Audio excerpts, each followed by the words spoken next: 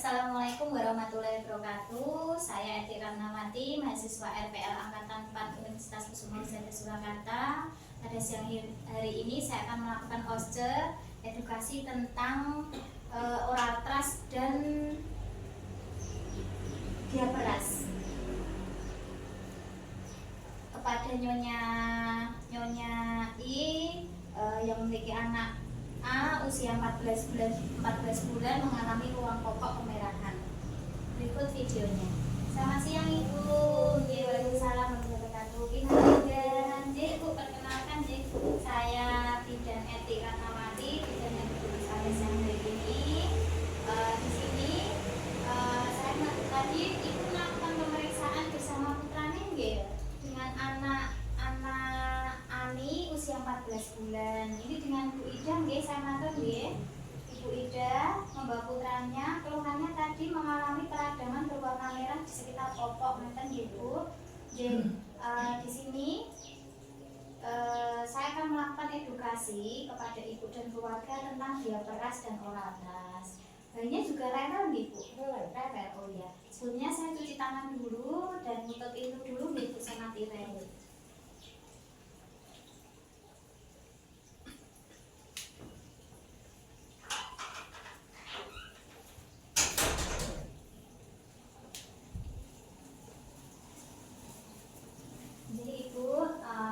Tadi sudah dilakukan pemeriksaan nggih. Putra panjenengan usia 14 bulan, tadi sudah dicek suhunya 36,5, nadinya 110 kali per menit, dan respirasinya 30 kali per menit. Berdasarkan keluhan tadi mengalami peradangan berwarna merah di sekitar popok.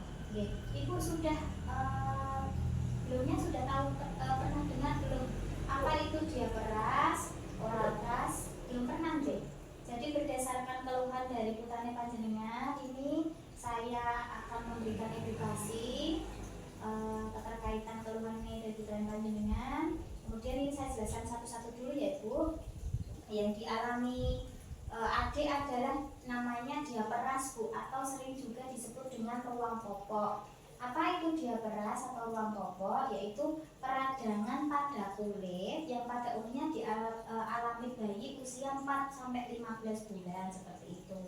Apa itu penyebab diaperas sendiri? Penyebabnya itu banyak Ibu, dari kebersihan yang tidak terjaga, kemudian bayi sering buang air besar atau buang air kecil, kemudian Ibu mengkonsumsi antibiotik kemudian masuk melalui ASI, ataupun bayi yang sedang konsumsi antibiotik. Kenapa kok konsumsi antibiotik bisa mengakibatkan diaperas? Karena tubuh menjadi tidak kebal terhadap kuman sehingga mudah terjadi peradangan, seperti itu. Kemudian tanda-tandanya apa Ibu untuk diaperas sendiri? Warna menjadi kemerahan pada area kulit, pantat, genitalia ataupun selangkangan dari bayi itu sendiri. Kemudian cara menghilangkannya atau cara mengatasinya seperti apa Ibu? Cara mengatasinya itu ganti popok yang basah sesering mungkin, pampers ataupun popok, okay? Kemudian hindari penggunaan tisu basah karena bisa menambah iritasi pada kulit bayi. Karena tisu basah itu sendiri kan mengandung bahan kimia, Bu. Jadi usahakan untuk bayi-bayi untuk dihindari penggunaan tisu basah, seperti itu. Ditakutkan kalau terjadi iritasi pada kulit bayi. Kemudian gunakan air bersih untuk membersihkan area pantat ataupun selangkangan bayi. Kemudian mengganti popok langsung dibilas tanpa harus digosok. Maksudnya seperti ini, mengganti popok tanpa digosok. Jadi pada saat mengganti popok itu cukup dibersihkan dengan air bersih tanpa digosok, cukup dilap-lap saja, ditepuk-tepuk, kemudian diganti. Kemudian setelah diganti itu ditepuk-tepuk, langsung diberikan. Kemudian hindari penggunaan popok yang terlalu kencang. Misalkan dengan berat badan putrani Ibu biasanya menggunakan ukuran M itu agak sesek, jadi naikkan size di atasnya 1 tingkat. Jadi penggunaannya nanti size yang S, seperti itu. Kemudian tidak disarankan untuk menggunakan baby oil ataupun lotion untuk mengurangi ruang popok. Nah, gitu.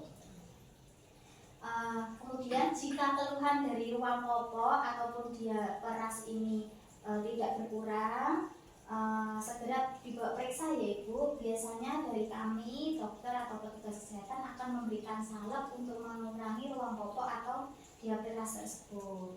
Kemudian dari penjelasan saya ada yang mau ditanyakan? Ya, ada. Sudah paham? Ya. Sudah paham ya? Kemudian untuk selanjutnya saya akan memberikan edukasi tentang oral trust gitu. Apa itu oral trust? Oral trust itu Ibu sudah pernah dengar sebelumnya apa itu oral trust? Belum pernah ya. Oral trust itu adalah candidiasis atau sering juga disebut jamur pada selaput lendir mulut bayi, biasanya di mukosa lidah atau di palatum langit-langit, gusi ataupun sekitar mulut bayi. Jadi berwarna putih-putih itu Bu. Gejalanya tampak bercak putih di sekitar mulut bayi. Itu kalau dilihat seperti bekas susu yang sulit dihilangkan. Kemudian bayi kadang menolak untuk meminum atau menyusu.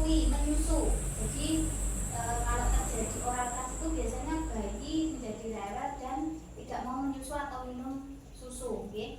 Mukosa mulut itu bisa mengelupas. Kemudian terdapat lesi atau luka pada mulut sampai dengan bibir, memutih menyerupai bekuan susu. Jadi warnanya putih seperti susu yang menggumpal, melekat dan bila dihilangkan sulit. Kemudian kalau dipaksa digosok itu menjadi berdarah seperti itu. Kalau bisa sampai kronis, jadi kalau kondisinya oral trust itu kronis itu yang parah itu bisa menjadi granulomatosa atau lesi yang berbenjol-benjol kecil, bisa menyerang pada bayi dan anak itu dalam kondisi yang sudah kronis atau parah. Biasanya oral trust itu karena kan jamur disertai suhu badan naik Ibu, jadi bisa sampai 40 derajat Celcius pada bayi ataupun anak. Kemudian anak atau bayi itu tidak mau makan minum susu dari botol atau ASI, menetek juga tidak mau, bahkan gelisah ataupun rewel terus. Kemudian si bayi atau anak dia akan mengeluarkan air liur terus lebih dari biasanya, jadi berliur terus. Kemudian upaya agar tidak terjadi gangguan oral trust itu apa? Ibu mencuci bersih botol atau dot ASI. Botol atau dot ASI itu setelah dicuci bisa direbus atau diseduh dengan air mendidih sampai mendidih sebelum dipakai. Kemudian lebih baiknya lagi tidak dikasih dot atau empeng karena itu menumpuk kumannya di situ. Seperti itu. Kemudian jika menyusu, puting dibersihkan dulu dengan ASI. Jadi dioles ASI dikeluarkan dulu, kemudian dioleskan di sekitar yang berwarna hitam atau yang disebut areola seperti itu. Kemudian beri 1-2 sendok air matang untuk membilas air susu pada mulut bayi agar tidak terjadi penumpukan sehingga terjadi mengakibatkan jamur pada mulut bayi seperti itu. Kemudian cara merawat oral trust apabila sampai terjadi gangguan oral trust pada bayi atau putra ibu, itu apa yang harus dilakukan? Cara perawatannya cuci tangan, kemudian membersihkan lebih dahulu dengan jari yang dibungkus dengan kain basah. Jadi jari kita telunjuk dibungkus dengan kain besi, kemudian dibasahi dengan larutan garam. Jadi kita nyeduh garam, dikasih air, dibasahi, kemudian kita bersihkan dioleskan ke mulut bayi, dibersihkan dengan kain besi itu tadi. Kemudian selanjutnya mengolesi mulut dengan gentian violet yang warnanya ungu itu Bu, 0,25% atau 1 mili suspensi Nystatin. Itu nanti obat yang diresepkan atau dikasihkan dari petugas kesehatan. Kemudian setelah perawatan itu selesai, membuang kain yang setelah dipakai karena jamur itu kan pada menempel. Jadi diusahakan kain itu tidak dipakai lagi agar tidak menimbulkan keluhan baru. Gitu. Jadi jika nanti dia peras ataupun oral trust tadi bertambah darah ataupun bayi rewel, suhu naik, ibu harus segera membawa bayi ibu ke petugas kesehatan